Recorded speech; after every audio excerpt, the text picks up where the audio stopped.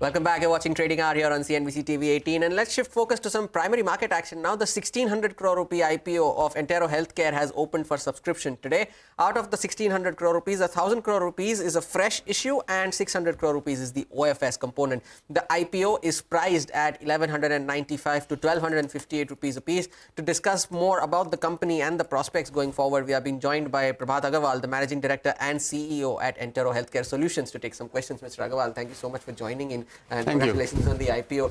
First up, your fresh issue is 1000 crore rupees. You said you plan to pare down some of the debt as well using those proceeds. What are the other things that you plan on doing with those proceeds that you get? So a large part of the proceeds will be used for the growth of the company, both organic and inorganic. Almost 550% of the issue proceeds is reserved for, for organic growth of the company through working capital investments. As we increase our scale, as we increase our presence in more parts of the country, as we increase our customer count and wallet share, we will require the working capital support, and that's where the funds will be used. But are there inorganic growth plans, as you highlighted? Yes, we have inorganic. I mean, historically, if you look at, we have made 34 acquisitions in last 5 years, right? And we'll continue to do that. That's one of our strategy to grow as well. Just for the benefit of our viewers, Entero Healthcare is a distributor of medicines. Largely, 90% of their more than 90% of their revenues come in from distributing products. So they get it straight from the pharma manufacturer, and then they will give it to pharmacies, hospitals, doctors, clinics. So you operate, by virtue of being a distributor, you operate on thin margins. Your gross margins are 8-9%, EBITDA margins are 2, going up to 3%. What is the outlook on margins going ahead? Is this it that a distributor can make? No, of course, distributor can make more margins. As we grow our scale, our buying power goes up, as the private label contribution goes up, as utilization of our warehouses and, manpower goes up, which kicks in, operating leverage in the company. As we provide more value-added services to the players, our margin goes up. So all these are margin levers. And that will play out in the future. That's what we have been working on. As use of more technology, we become more efficient. More scaled up, it will have a positive impact on the margins. A lot of people, when they look at the financials, they see the loss. A loss in FY21, a loss in FY22, a loss in FY23, and then a profit in the first half of the year. Is the company going to be profitable going ahead?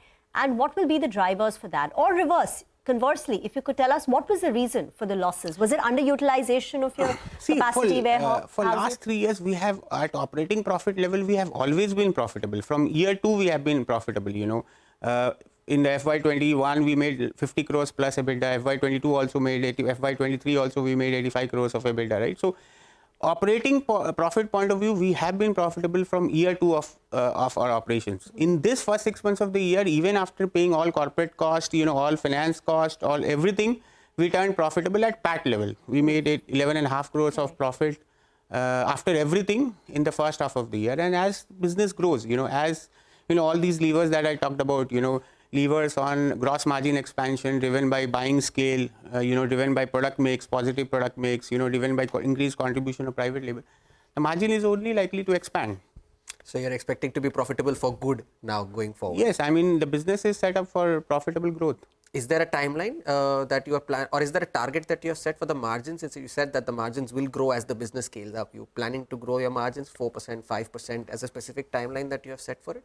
I think we are on a very good growth path, very good path, profitability path. First 6 months, we have already shown that, even after taking out everything, we can be profitable, right? And you will see as our debt levels goes down, a large part of operating profit will get translated into PAT profit, right? So in next few years looks very, very exciting. And I would say, yesterday you saw our anchor book, right? Some of the world's big marquee names, global pedigreed investors like Capital World, which is one of the largest FII, Government of Singapore, GIC, Amundi, Premji Invest, all these kind of, top blue chip names invested in our company because they have the faith in the, this business model.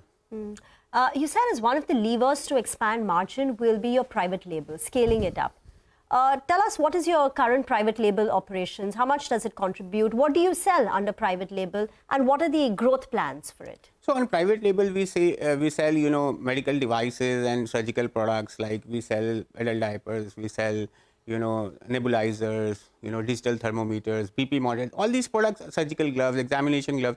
These products are sold without any doctor prescription. These products are sold based on channel strength and channel availability, which is our core strength, because we are present in 81,000 pharmacies and 3,500 hospitals, which is the biggest customer base, right? So we monetize that customer base through using our, through growing our private label products.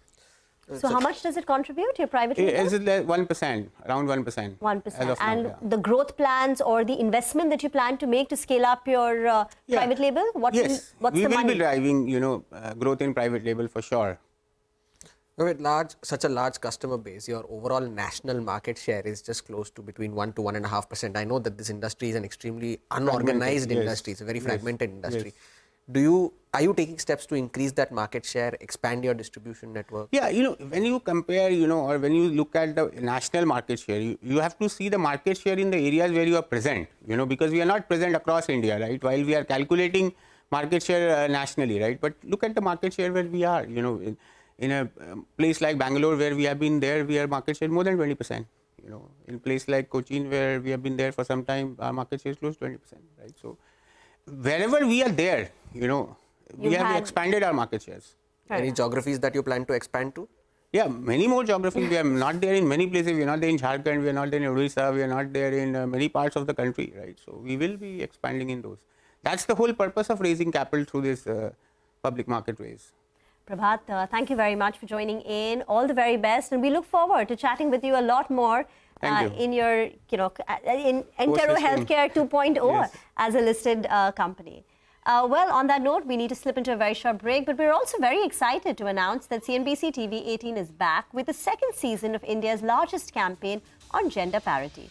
Join us for the mega launch event of HSBC Presents CNBC-TV18's Future Female Forward, the Women's Collective.